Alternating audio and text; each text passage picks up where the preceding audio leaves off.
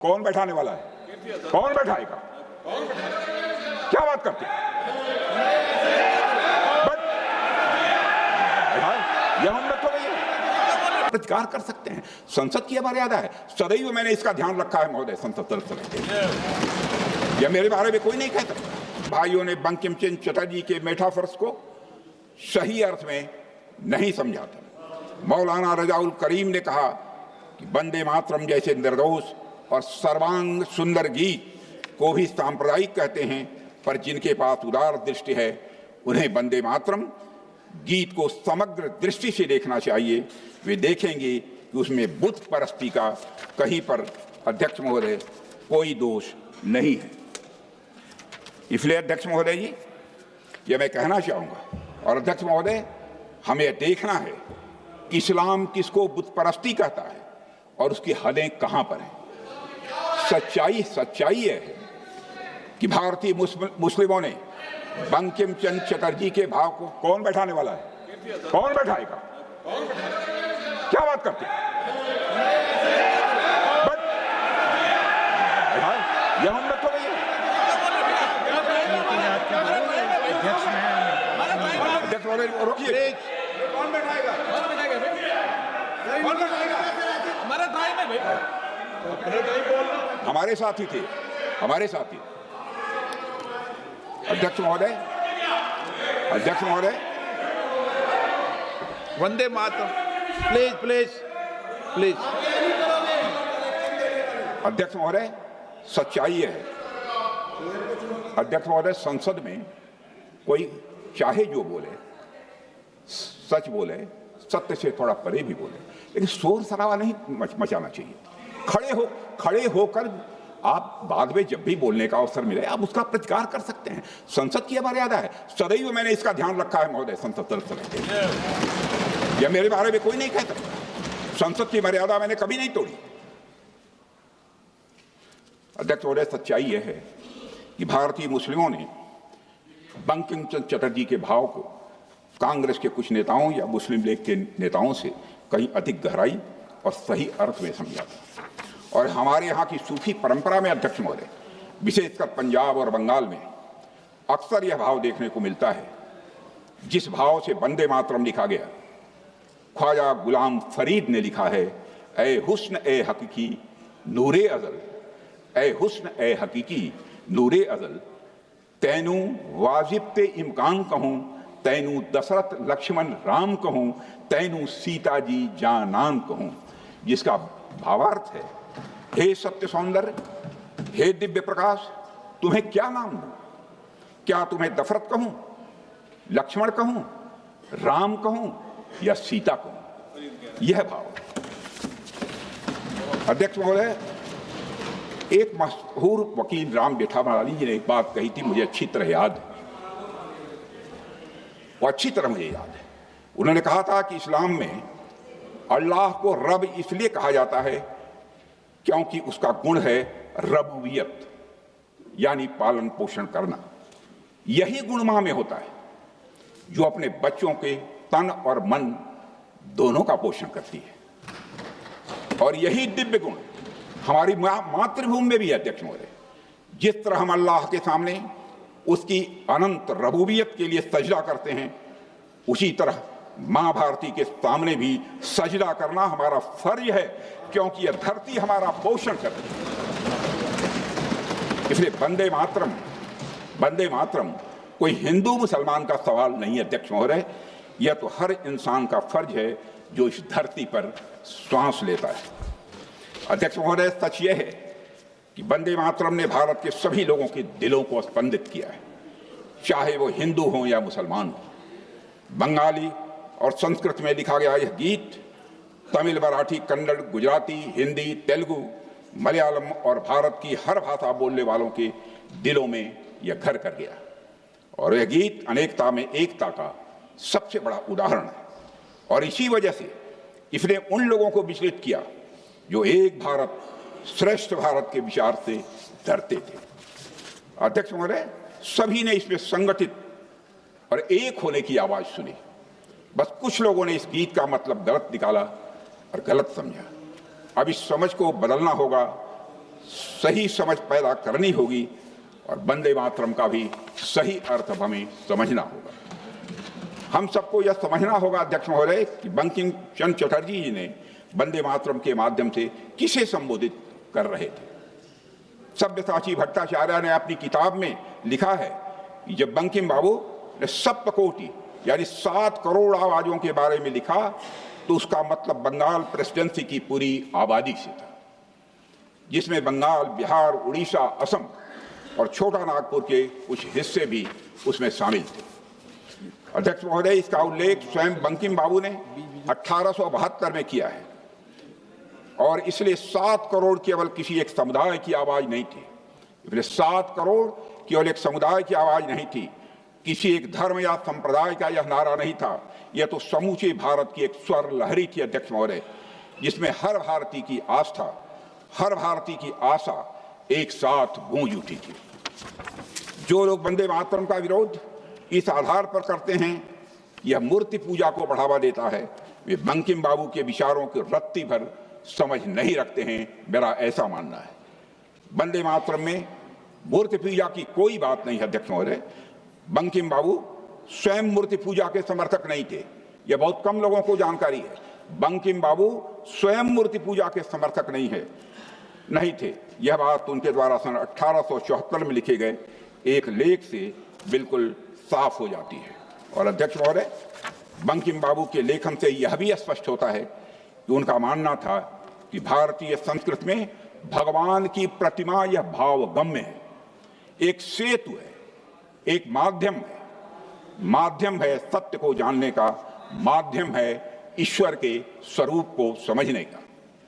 और अध्यक्ष महोदय, इसीलिए वंदे मातरम की मां भारती कोई मूर्तिमान यह देवी नहीं है, बल्कि वह एक प्रतीक है उस भावना की जिसके लिए हर भारतीय के हृदय में प्रेम है।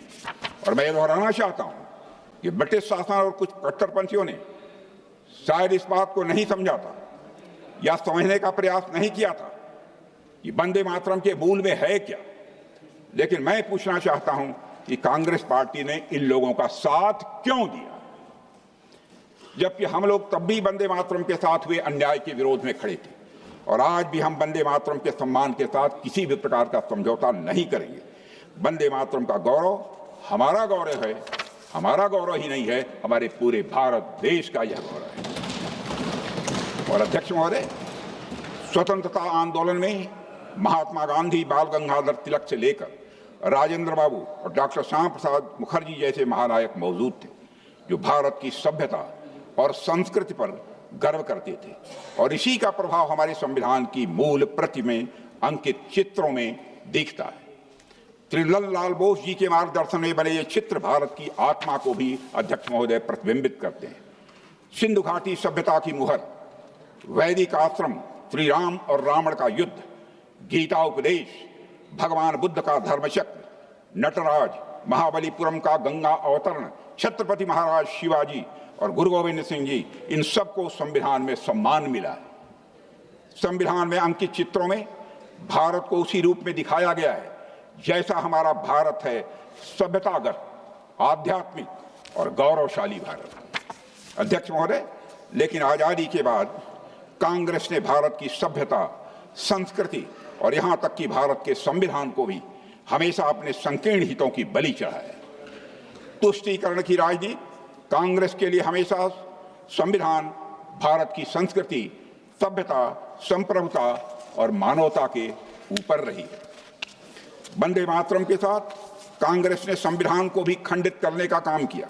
वर्ष 1951 में पहला संविधान संशोधन करके मूल संविधान के चरित्र को बदल दिया गया अध्यक्ष महोदय। और यह इतना बड़ा परिवर्तन था कि कानून के जानकारों ने इस संशोधन को द सेकंड कॉन्स्टिट्यूशन की संज्ञा दी थी अध्यक्ष महोदय। और उस समय हमने संविधान की आत्मा को बचाने की लड़ाई भी लड़ी थी। डॉक्टर श्यामा प्रसाद मुखर्जी ने इसका बहुत जबरदस्त विरोध किया था। उन्होंने पंडित नेहरू से कहा था, you are treating this constitution as a scrap of paper, यानी आप इस संविधान के साथ रद्दी कागज जैसा व्यवहार कर रहे हैं। ये डॉक्टर श्यामा प्रसाद मुखर्जी ने कहा था। यही नहीं, 42वें संशोधन से भी संविधान को पूरी तरह बदल दिया गया था। संविधान की प्रस्तावना के साथ ही खिलवाड़ किया गया। ऐसे कुछ शब्द जोड़े गए, सेकुलर एंड सोशलिज्म, जिन्हें संविधान सभा ने नकार दिया था उस समय। अध्यक्ष महोदय, संविधान और उसके मूल्यों के साथ खिलवाड़ आगे भी जारी रखा गया। यूनिफॉर्म सिविल कोड हमारे संविधान में निहित एक महान संवैधानिक आदर्श है। साहबानों के इसमें सुप्रीम कोर्ट ने एक बहुत ही प्रगतिशील फैसला लिया था, जो कि मुस्लिम महिलाओं के हक में था। अध्यक्ष महोदय, उस फैसले को उलटने के लिए जब कांग्रेस की सरकार ने संसद में कानून पास किया तो पूरी तरह से स्पष्ट हो गया कि कांग्रेस के लिए न्याय से ज्यादा महत्वपूर्ण है वोट बैंक और तुष्टीकरण की राजनीति। और अध्यक्ष महोदय, तुष्टीकरण की राजनीति के कारण ही इतने सालों तक जम्मू कश्मीर से आर्टिकल 370 नहीं हटाया गया, जिसके कारण वहां आतंकवाद को बढ़ावा मिला, जम्मू कश्मीर विकास से वंचित रह गया। इस भूल को सुधारने का काम भी यदि किसी ने किया है तो हमारे प्रधानमंत्री नरेंद्र मोदी जी ने किया है। और अध्यक्ष महोदय, स्वस्थ लोकतंत्र की सबसे अहम पहचान होती है sanctity of the electoral process. सबसे अहम पहचान होती है स्वस्थ हेल्दी डेमोक्रेसी की, sanctity of the electoral process. लेकिन continuous migration, deaths, rapid urbanisation मतदाता सूचियों को डिस्टार्ट कर देते हैं। इसलिए चुनावों की विश्वसनीयता प्रभावित होती है, जेन्युइन वोटर्स को नुकसान होता है और साथ ही चुनावी वैधता पर भी स्वाभाविक रूप से प्रश्न उठते हैं।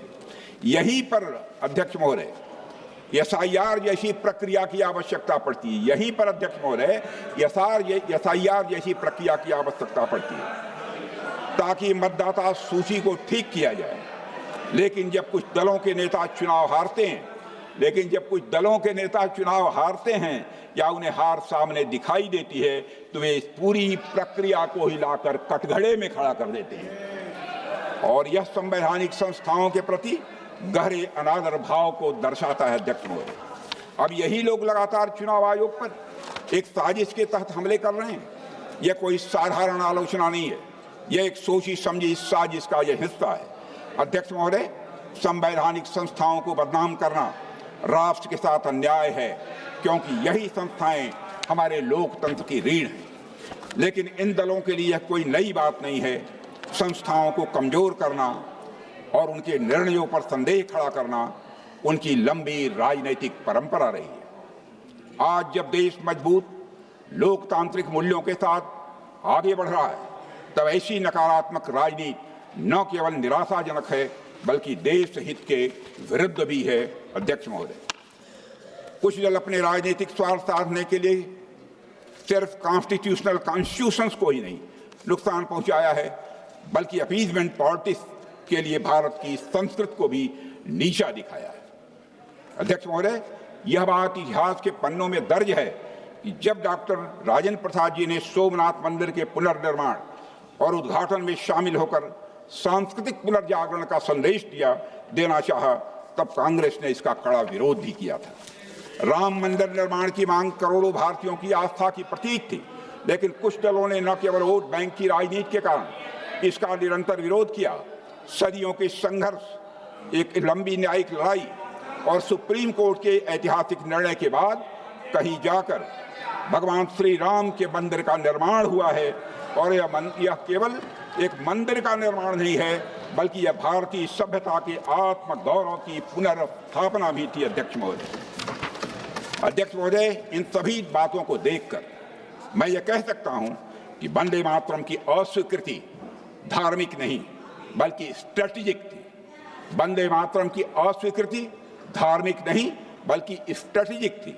जहां कुछ लोग वंदे मातरम के साथ सौतेला व्यवहार कर रहे थे, सांप्रदायिक बता रहे थे, वहीं दूसरी ओर महात्मा गांधी और डॉक्टर राजेंद्र प्रसाद जैसे नेताओं को इसमें किसी प्रकार की सांप्रदायिकता अध्यक्ष महोदय नहीं दिखी है। अध्यक्ष महोदय, महात्मा गांधी ने कहा था वंदे मातरम मेरे मन में गहराई तक बैठ गया है। इसका गायन जब मैंने पहली बार सुना तो मैं रोमांचित हो गया, यह गांधी जी ने कहा है, और इस पर मैं मोहित हो गया। उसमें मुझे केवल राष्ट्रीय भावना ही दिखाई दे रही थी। मुझे ऐसा कतई नहीं लगा कि यह गीत एक हिंदू गीत है, यह महात्मा गांधी ने कहा था, मैं नहीं कह रहा हूं। उन्होंने यह भी कहा था, वंदे मातरम में कोई द्वेष भावना नहीं है, वंदे मातरम में कोई दोष नहीं है। हम अपनी मां में जो सद्गुण देखते हैं, उन सारे गुणों को कवि ने भारत माता के अंदर देखा है। यह महात्मा गांधी ने कहा था। अध्यक्ष महोदय, डॉक्टर राजेंद्र बाबू ने कहा था कि जहां तक वंदे मातरम की बात है, यह मूर्ति पूजा को बढ़ावा नहीं देता। मां दुर्गा का मतलब कोई मूर्ति नहीं है, बल्कि यह उस देश का दूसरा नाम है जो हम सबको प्यारा है। मौलाना अबुल कलाम आजाद हमारी आजादी की लड़ाई के बड़े नेताओं में से एक थे।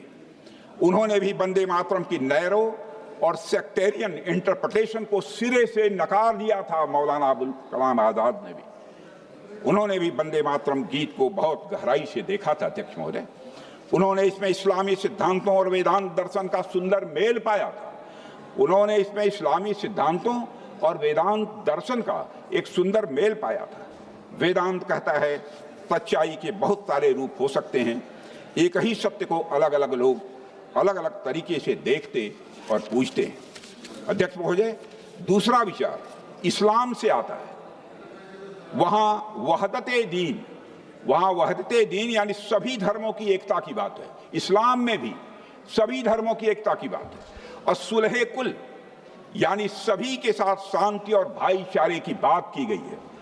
वंदे मातरम गीत में उन्होंने यह अद्भुत संगम, सामंजस्य और यह समानता देखी। अध्यक्ष बदरुद्दीन तैयब जी, मोहम्मद रहीमतुल्लाह सयानी, नवाब सैयद मोहम्मद बहादुर, doctor M A Ansari, Maulana Azad, इनमें से किसी ने भी वंदे मातरम का कभी भी विरोध नहीं किया है। अध्यक्ष महोदय, जहां तक बात है मूर्ति पूजा की, तो मैं आज इस सदन के माध्यम से सभी देशवासियों को बताना चाहता हूं, अरबी और फारसी साहित्य में भी उम्मी कोरा, अरबी और फारसी साहित्य में भी उम्मू कोरा यानी ग्राम में जननी, उन्मुल मोमेनीन यानी विश्वास करने वालों की मां, और उम्मुल किताब यानी ग्रंथ जननी जैसे शब्द मिलते हैं।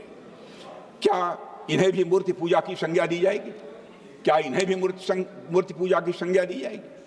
अध्यक्ष महोदय, वंदे मातरम को सांप्रदायिक बताकर विरोध करना ये बहाना मात्र था, असली कारण तो पूरी तरह से राजनैतिक था।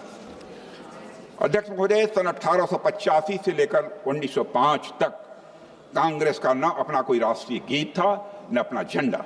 लेकिन अब समय आ गया है कांग्रेस गुलामी की मानसिकता को छोड़े और वंदे मातरम को इसके पूर्ण स्वरूप को स्वीकार करे। पूर्ण स्वरूप को स्वीकार करने की बात कर रहा हूं। अध्यक्ष महोदय, हो सकता है देश के लोग आपको अभी भी माफ कर दें। अध्यक्ष महोदय, मैं याद दिलाना चाहता हूं, वंदे मातरम ने ब्रिटिश साम्राज्य की नींव हिला दी थी। 1905 में खुद मोतीलाल नेहरू जी ने पंडित नेहरू को लिखे एक पत्र में लिखा था, मोतीलाल जी नेहरू लिख रहे हैं, हम ब्रिटिश शासन के इतिहास की सबसे अधिक संकटपूर्ण अवधि से गुजर रहे हैं। इलाहाबाद में भी वंदे मातरम आम अभिवादन बन गया है। इलाहाबाद में भी वंदे मातरम आम अभिवादन बन गया है। यदि अभियान चलता रहा तो यहाँ लौटने पर जब तुम गए उससे बिल्कुल बदला हुआ पाओगे, यह मोतीलाल नेहरू जी ने कहा है। इतना जन समर्थन होने के बाद भी तथाकथित रिलीजियस सेंटिमेंट हर्ट होने के नाम पर वंदे मातरम का बराबर विरोध किया गया। कुछ लोगों द्वारा तरह तरह के षड्यंत्र करके उस गीत को 2वें स्थान पर लाकर खड़ा कर दिया गया। नेताजी जब कांग्रेस से निकले और आजाद हिंद फौज की स्थापना की तो फौज के संचालन गीतों में वंदे मातरम को राष्ट्र गीत का स्थान दिया गया था। अध्यक्ष महोदय, पंडित नेहरू ने वंदे मातरम के खिलाफ तरह तरह के तर्क दिए। उनके अनुसार वंदे मातरम ऑर्केस्ट्रा पर आसानी से नहीं बजाया जा सकता। उन्होंने लिखा है कि in Nehru ji assessment tune was not more important than the words. I quote him, in regard to the national anthem tune, it was felt that the tune was more important than the words, and that this tune should be such as to represent the Indian musical genius as well as to some extent the Western, so that it might be equally adaptable to orchestra and band music and to being played abroad. उन्होंने कहा है नेहरू जी ने, यह भी मानते थे कि राष्ट्रीय गान का असली महत्व विदेशों में जाता है, विदेशों में ज्यादा है, अपने देश में कम है। उन्होंने कहा था, the real significance of the national anthem is perhaps more abroad than in the home country. यह तर्क महज बहाना था। शास्त्रीय संगीतकार मास्टर कृष्ण राव जी ने नेहरू जी के तर्क को खारिज किया था। उन्होंने वंदे मातरम की तीन अलग अलग ट्यून्स संविधान सभा में ही प्रस्तुत की थी। 1949 में कृष्ण राव जी ने एक पत्र में लिखा है, कुछ लोग कहते हैं कि वंदे मातरम बैंड पर नहीं गाया जा सकता, किंतु मेरा पक्का विश्वास है यह संभव है और वह भी बड़े सुंदर ढंग से संभव है। मैं अपनी तर्ज में इसे गॉड सेव द किंग से अधिक प्रभावशाली बना सकता हूं।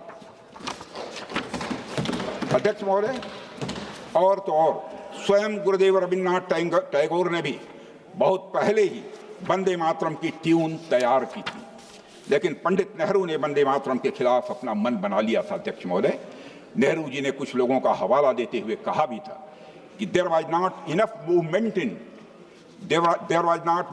Movement in it. जिस गीत ने फ्रीडम मूवमेंट को नई ऊर्जा दी, नेहरू जी को उस गीत में मूवमेंट ही नजर नहीं आ रहा। अध्यक्ष महोदय, यह भारत के लोगों के साथ एक भद्दा मजाक था, जहां राष्ट्र के एक प्रतीक के चुनाव के लिए शब्दों और उसके मतलब से ज्यादा इस बात को महत्व दिया गया कि विदेशी लोगों को उसकी ट्यून कैसी लगेगी। यह सोच गुलामी की मानसिकता में जकड़े हुए लोगों की हो सकती है। प्रधानमंत्री मोदी जी देश को इसी कॉलोनियल माइंडसेट से निकालने का ही प्रयास कर रहे हैं। अध्यक्ष महोदय, और अध्यक्ष महोदय, 24 जनवरी 1950 को संविधान सभा ने देश का राष्ट्रगान अपनाया।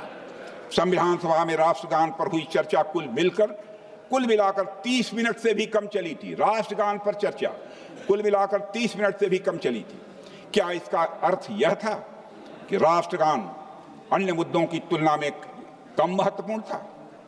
नहीं, शायद जो लोग वंदे मातरम को राष्ट्रगान नहीं बनाना चाहते थे, उन्हें यह आभास हो गया था कि अगर चर्चा हुई तो स्वतंत्र भारत का राष्ट्रगान क्या होगा। शायद इसलिए ही इस पर ज्यादा चर्चा करना उचित नहीं समझा गया और वंदे मातरम को समान सम्मान देने की बात कही गई थी, लेकिन वास्तव में इसे दोयम दर्जा दिया गया। और अगर समान सम्मान देने का वादा किया गया था तो अध्यक्ष महोदय, क्यों उस समय की सरकारों ने वंदे मातरम को prevention of insults to national honour act में स्थान क्यों नहीं दिया गया? मैं इस सवाल का भी जवाब चाहता हूं। यह इस देश का दुर्भाग्य है अध्यक्ष महोदय, जिस गीत के बारे में गांधी जी ने कहा था जब तक यह देश रहेगा वंदे मातरम रहेगा, उस गीत को गाने का हक मांगने के लिए अदालतों के दरवाजे खटखटाने पड़े और तो और कई बार उसे न गाने के लिए फतवे भी जारी किए गए। अध्यक्ष महोदय, अन्याय सिर्फ वंदे मातरम के साथ नहीं हुआ है, बल्कि बंकिम बाबू की पूरी विरासत के साथ हुआ है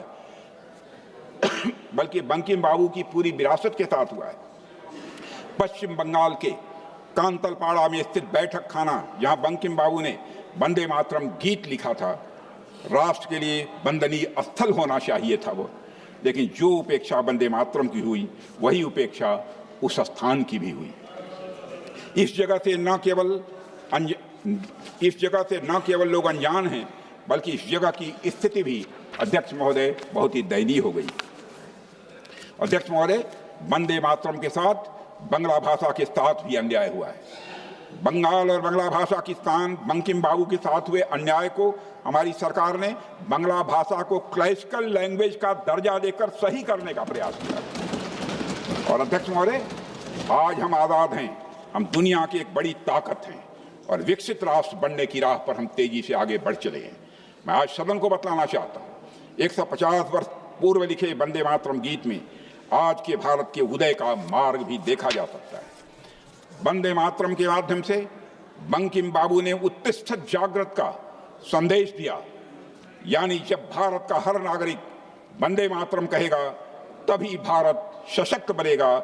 वंदे मातरम ही विकसित भारत का मार्ग प्रशस्त करेगा, हमारे आत्मबल को बढ़ाएगा राष्ट्रीय एकता को बढ़ावा देगा, स्वदेशी की भावना को भी यह बढ़ावा देगा।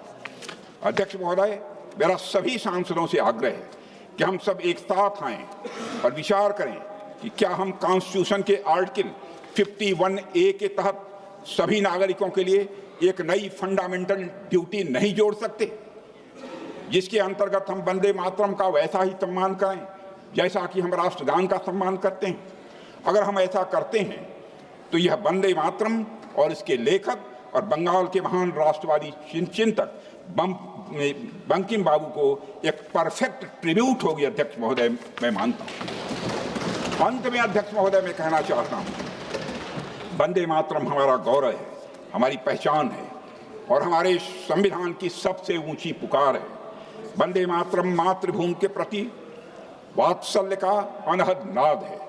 वंदे मातरम स्वतंत्रता संग्राम के उन अज्ञात और अवर्णित सैनिकों की याद है जिन्होंने अपनी मातृभूमि के लिए अपना सर्वस्व न्यौछावर कर दिया। यह उस पीड़ा को भावपूर्ण श्रद्धांजलि, अध्यक्ष महोदय, जो असंख्य मत वालों ने आज़ादी प्राप्त करने के लिए सही में के लिए सहा था, बर्दाश्त किया। वंदे मातरम हर उस सैनिक को हौसला देता है जो आज भी अपनी मातृभूमि के लिए हर दुश्मन का सामना कर रहा है।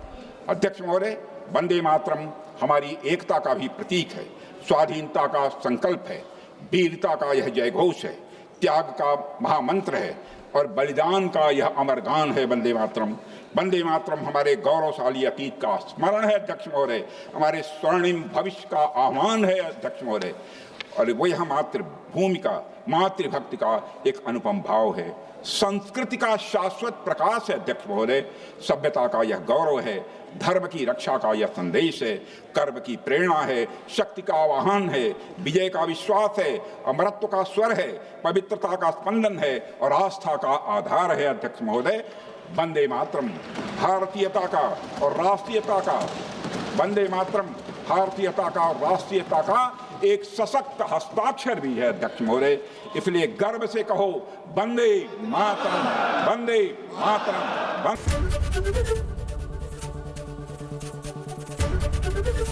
एबीपी गंगा, खबर आपकी, जुबान आपकी।